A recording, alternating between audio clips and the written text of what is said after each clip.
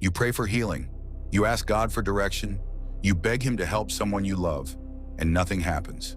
Days become weeks, and eventually you start wondering, God, are you even listening? Here's the mystery. Some of the Bible's most faithful people felt exactly that way.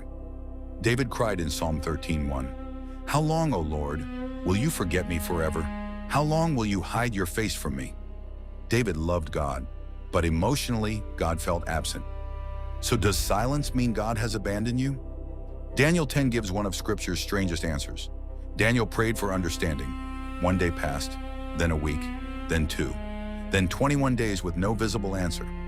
But when the messenger finally arrived, he told Daniel his prayer had been heard from the very first day. Think about that. Earth looks silent, while heaven had already responded. Sometimes delay feels like rejection simply because you cannot see the whole story. But that is not the only kind of silence. In Gethsemane, Jesus prayed, "O my Father, if it is possible, let this cup pass from me. Nevertheless, not as I will, but as you will." The cup did not pass. The cross still came. Was the Father ignoring Jesus? No. Sometimes God answers by changing circumstances. Sometimes He gives strength to endure circumstances. And sometimes His answer is different from the one we desperately wanted. That is why prayer cannot be reduced to a transaction where we speak and God immediately gives us our preferred outcome. Psalm 41 says, "I waited patiently for the Lord, and He inclined to me and heard my cry." Notice the order. Waiting came before the visible answer, and the wider Ethiopian biblical tradition preserves a striking parallel in Sirach 51. The writer says he was surrounded near death, and there was no one to help.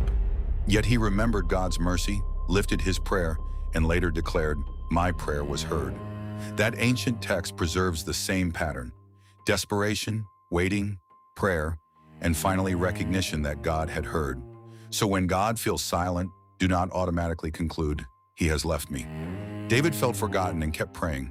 Daniel saw nothing while his prayer had already been heard. Jesus faced the cross and still entrusted himself to the Father. The Bible does not promise an immediate explanation for every silence, but it repeatedly teaches this: silence is not proof of absence. Sometimes faith is continuing to pray when nothing around you gives evidence that anything is changing. And sometimes the first thing God changes is not the situation, but the person waiting inside it. Keep praying, keep trusting. God's silence is not the end of the story. If this is a question you've lived through, the full video below answers this and 6 other fears Christians rarely say out loud. Tap the related video and subscribe for more difficult Bible questions explained through Scripture.